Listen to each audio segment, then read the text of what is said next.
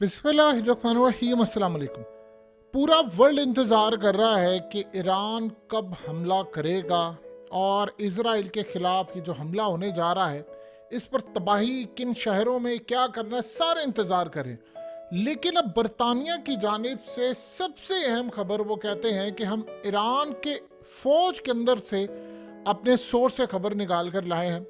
उन्होंने कहा कि इस वक्त सीन ये बना है कि ईरान के जो टॉप जर्नैल हैं और उनके प्रेसिडेंट, इनके दरमियान इस वक्त शदीद, यानी आप ये समझें, इख्तलाफ पाया जा रहा है। और सीन ये है कि ईरान के जर्नैलों ने कहा है कि हमने अब इसराइल के ऊपर डायरेक्ट स्ट्राइक करना है, हाइपरसोनिक मिसाइल हो, खैबर हो या दीगर चीज़ें हों। क्योंकि आपको पता है ये जर्नैल काफ़ी देर से काम कर चुके हैं और इन्होंने हालिया हमला किया, और ये जो अप्रैल का हमला था और उसके बाद सबको पता है इब्राहिम रईसी के साथ जो हुआ वो भी उनको पता है।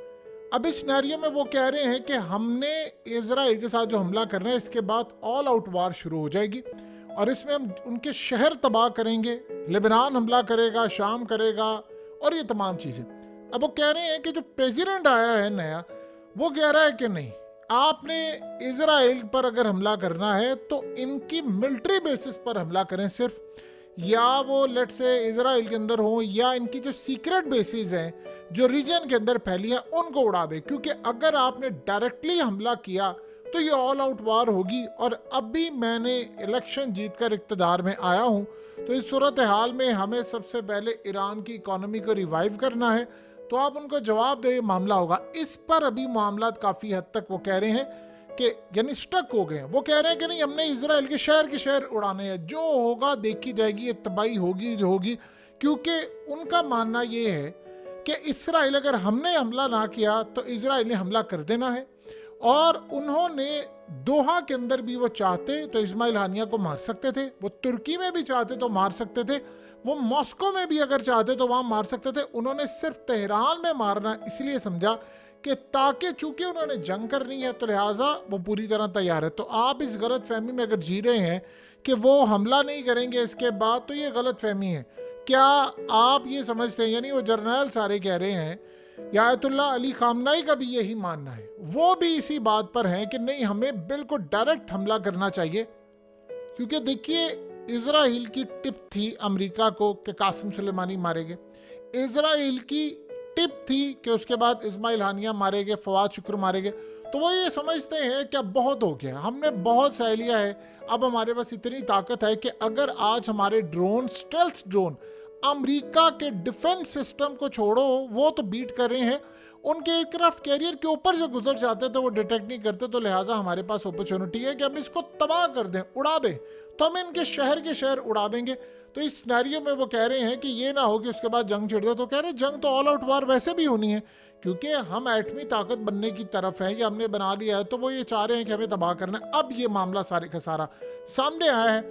देखिए, एक बात आप जेहन में रखिएगा, एटलीस्ट जो उनके नए प्रेसिडेंट आए हैं वो ये बिलीव करते हैं कि उनका असल में उन्होंने माजी में गवर्नमेंट के ऊपर बहुत ज़्यादा, आपको पता, तनकीद की थी, पुलिस के खिलाफ की थी। अब वो ये बिलीव करते हैं कि नहीं, इस सारे सिनेरियो के अंदर इकोनॉमी भी रिवाइव करनी है। यानी आप ये देखें कि सारे सिनेरियो अभी तक ईरान ने जवाब नहीं दिया, लेकिन अब ये बात तय है कि उन्होंने हमला करना है। यानी इसराइल ने तो कल अमेरिका को कह दिया है कि हम प्रीएम्प्टिव स्ट्राइक करने जा रहे हैं, यानी पहले ही हमला करने जा रहे हैं। इन्होंने करना या नहीं करना, हम करने के लिए जा रहे हैं। आज आप अंदाजा करें, अभी ये मामला सामने आया था तो आज सबसे बदतरीन हमला हुआ है गजा में, 100 से ज्यादा लोगों को मार दिया है, और जिस हालत में मारा, स्कूल के ऊपर हमला किया है, और 57 इस्लामिक मुल्क। ऐसी बेशर्मी उन्होंने दिखाई है, ऐसी बेशर्मी दिखाई है कि जिसकी इंतहा नहीं। देखिए, आपको पागल कैसे बनाया जाता है, ये आपने यहाँ पर पॉइंट समझ रहे। अब ये जो जंग छिड़ने जा रही है, ईरान ने अल्टीमेटली मिसाइल मारने, क्योंकि उसके अलावा कोई रास्ता नहीं है उनके पास। आपको पता है कि ये जो हम लोग समझते हैं, पूरी दुनिया में इसराइल के खिलाफ बाइकआउट की कैंपेन चल रही है, मैकडॉनल्ड्स का करो, KFC करो, ये आप लोगों को पागल बनाने के लिए है।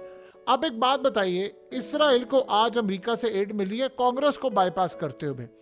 अब इनको टोटल 150-250 अरब डॉलर की मिल गई है। आपको पता है कि जिन ममालिक के अंदर अवाम का गुस्सा है, वहां पर एहतजाज की बजाय वो कह रहे हैं बाइकआउट करें, अवाम का गुस्सा कहीं निकलना है। तो अवाम को पागल बनाने के लिए वो कह रहे हैं कि आपने बाइकआउट करना है, ताकि पूरे वर्ल्ड में, चाहे इंडोनेशिया, मलेशिया, तुर्की, हर जगह पर ये अवाम डिमांड ना करनी शुरू कर दे कि फौजें भेजो वहां पर एयरफोर्स भेजो, वहां मिसाइल मारो। क्योंकि इसराइल को पता है, देखिए उनके पास बिलियंस ऑफ डॉलर्स हैं, अमेरिका दुनिया भर से एड आती है। आप सोचें, आप सबने मिलकर उनकी 2-4 कंपनीज का 10-20 अरब डॉलर नुकसान कर दिया, क्या आपने उखाड़ लिया? इसराइल का वैसे ही अपना 150-200 अरब डॉलर का तो इकोनॉमी का नुकसान हो गया, आपके 10-20 अरब डॉलर के बाइकआउट से उनको क्या फर्क, घंटा फर्क पड़ता है। उनको डर ये होता है जैसे ईरान की जानिब से मिसाइल ना आकर लगे, फौजें ना उतर जाएं, एयरफोर्स ना आ जाए। अब अवाम का ध्यान पूरे वर्ल्ड में उधर ना चला जाए और वो अपने ममालिक में एहतजाज करके ये ना डिमांड करे कि फौज भेजो या लड़ाई करो। तो उन्होंने अवाम ही के अंदर उनका गुस्सा ठंडा करने के लिए कैंपेन चलवा दी कि बाइकआउट करो, बाइकआउट करो। अब ये है पागलपन। अब आप जरा अंदाजा कर लें कि यही सूरत हाल इस वक्त है। यानी आप ये सोचें कितना बाइकआउट किया है। ये पिछले तकरीबन 1 साल से ये जंग छिड़ी हुई है, ऑलमोस्ट 1 साल जल्दी होने वाला है। 1 साल से ऑलमोस्ट ये जंग छिड़ी हुई है और इस जंग में कितना बाइकआउट किया है इस्लामिक वर्ल्ड ने। किसी को घंटा फर्क पड़ा? इसराइल को फर्क पड़ा होता तो आज 100 बंदा वो मारता मासूम लोगों को।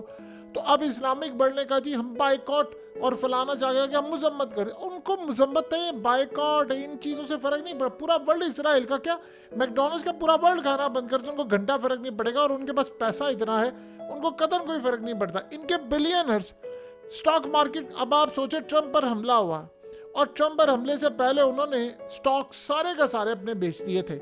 उनको ये था कि ट्रंप की कंपनी कभी कभी ये स्टॉक गिरेंगे तो हम नीचे से बाय करेंगे और फिर उसके बाद ये, यानी उस वक्त प्लान ये था 1000 अरब डॉलर्स कमाने का। बड़े बड़े जितने भी बिलियनर्स थे उनका लॉस हुआ अच्छा खासा। आप सोचें कि अगर 1000 अरब डॉलर ये कमा लेते कोई, जितने भी दुनिया में बिलियनर्स है सारे जो काम कर रहे हैं, उसमें से ये इस्लामिक वर्ल्ड और सारे समझते हैं जी हम 10-20 अरब डॉलर का नुकसान या 30 अरब डॉलर के भी आप पहुंचा ले सारी दुनिया मिलकर, तो जी हम बड़ा मार्का मारेंगे। अब सोचे अगर बड़े बड़े बिलियनर्स ने 1000 अरब डॉलर कमा लिए, उसमें से 30 अरब डॉलर आपने कर भी दिया, उनको घंटा फर्क पड़ता। ये बेवकूफ़ी है। अब यही सूरत हाल है कि वहाँ पर ईरान के नए प्रेसिडेंट ये कह रहे हैं कि मैंने तो अभी हलफ नहीं उठाया था तो इस्माइल हानिया को मार दिया, बल्कि वो यहाँ पर पहुँचे थे। तो अब ये सिनेरियो यहाँ पर बना हुआ है कि हमें मिसाइल, वो कहते हैं मार रहे। देखिए हल तो सिर्फ आपके पास एक ही है, आपको मिसाइल मारने पड़ेंगे। अगर आपने यहाँ पर हमला ना किया तो ये बात आप समझ लीजिए कि फिर उन्होंने पलट कर करना है और वो फिर आपकी न्यूक्लियर फैसिलिटीज को तबाह करेंगे। रही बात, देखिए रूस की जानिब से ग्रीन सिग्नल, इस वक्त आप जानते हैं कि रूस की फौजें ईरान में मौजूद हैं। आप हैरान होंगे कि रूस की फौजें ईरान के अंदर क्या कर रही हैं। ईरान ने बनाए हैं नए किस्म के मिसाइल और वो बड़े क्लास के मिसाइल हैं और वो रूस से भी बेहतर मिसाइल हैं। वहाँ पर अब उनकी जो टीमें हैं उनको वो ट्रेन कर रहे हैं। यहाँ पर जो इनके जो ख़ास तौर पर चलाने वाले हैं, टॉप के जर्नल भी वहाँ पहुँचे हुए हैं, फौजें वहाँ पर पहुँची हुई हैं बड़ी तादाद में, जिन्हें चलाना, ऑपरेट करना है और निगरानी करनी, उन सबको वो ट्रेन कर रहे हैं कि आपने इसको कैसे यूज़ करना है, क्या सूरत हाल है। जब भी याद रखिएगा, मिसाल के तौर पर किसी ने राफेल तैयारे लेने हो, F-35 लेने, कुछ भी हो, वो पहले पूरी एक ट्रेनिंग देते हैं। इस वक्त सीन ये हो रहा है कि उधर पता ये चला है कि रूस ने जब ये इनको हथियार और चीज़ें दी हैं, डिफेंस सिस्टम भी आ गया, रेडार सिस्टम भी आ गया है, ड्रोन्स भी आ गए हैं, सब कुछ आ गया है, तो रूस ने पहुंचाया है। तो उधर आप ये देखिए फ्रांस और पोलैंड, उनकी फौजें आहिस्ता आहिस्ता नेटो के साथ मिलकर रूस के खिलाफ जंग के लिए जा रही हैं। यानी वो एक खास रीजन के अंदर यूक्रेन में पहुंच गए। तो इस पर आज रूस ने ऐलान किया है ये आप जंग छेड़ने जा रहे हैं और हमारे मिसाइलों का रुख आपकी जानिब है, इसलिए ईरान से वो हंगामी बेसिस पर ले रहे हैं मिसाइल और वहाँ पर वो मारने जा रहे हैं रूस को। देखिए उसके पास S-400 है, S-500 है, उसके बाद डिफेंस सिस्टम है, तमाम चीज़ें हैं, जहाज़ भी हैं। उनको मिसाइलों की ज़रूरत है, शेल्स की ज़रूरत है। जैसे यूक्रेन के अंदर बहुत सारे ममालिक सप्लाई करें, खुफिया अमेरिका को करते, अमेरिका आगे कर देते। तो इस सूरत हाल में वो पूरी तरह अब रूस को यानी पूरी तरह कैप्चर करने के लिए तैयार है, क्योंकि शाम के अंदर अब ईरान को इजाज़त दे दी गई है कि आपने हमला करना है और आप कर लें। आप बेशक इनका तिल अबीब उड़ा दें, इलात उड़ा दें, हाइफा उड़ा दें, हमें कोई परवाह नहीं, आप करें, हम आपके साथ खड़े हैं, क्योंकि उनको पता है कि रूस के डिफेंस सिस्टम है और वो भी तैयार है और सारी चीज़ें हैं। सो इस सारे सिनेरियो के अंदर ये बात बिल्कुल क्लियर है कि ईरान को अब ये हमला करना पड़ेगा और उनके प्रेसिडेंट ये सोच रहे हैं कि जी मैं भी आया हूँ, मैं तो कौम से वादा करके आया था कि इकोनॉमी बेहतर करूँगा, फलाना करूँगा। देखिए क्या इनको नहीं पता, प्रतीक शाह को नहीं पता कि इब्राहिम रईसी को कैसे रास्ते से हटाया गया है। यानी बच्चे बच्चे को पता। आप ईरान की सूरत हाल देखिए, इस्माइल हानिया के बारे में कहा जी मिसाइल आके लगे, झूठ खबर है। सबको पता है कि वो डिवाइस वहाँ पर थी और कैसे उसने ऑपरेट किया और क्या काम किया। सो लिहाजा अगर आप यहाँ पर किसी भी वजह से चूक जाते हैं तो अगले तो तैयार है। कल अभी नेतन्याहू ने यह बात कही है, कल नेतन्याहू ने यह बात कही है अमेरिका को कि मैं तो स्ट्राइक करने के लिए फिर जा रहा हूँ, क्योंकि मेरी पूरी की पूरी कौम इंतजार कर रही है ये बैठ कर के, पता नहीं कब स्ट्राइक होगा नहीं होगा, हम सारे उलझे हुए हैं, तो मैं ये शुरुआत कर दूं। तो आप अगर नहीं करेंगे तो आप उनकी सीक्रेट बेसिस बेशक उड़ा दें, अगला ने फिर भी हमला करना है। तो उनके जर्नैल ईरान के, और वो सही कह रहे हैं कि हमें डायरेक्ट शहरों पर मिसाइल मारने पड़ेंगे, उसके अलावा रास्ता कोई नहीं है।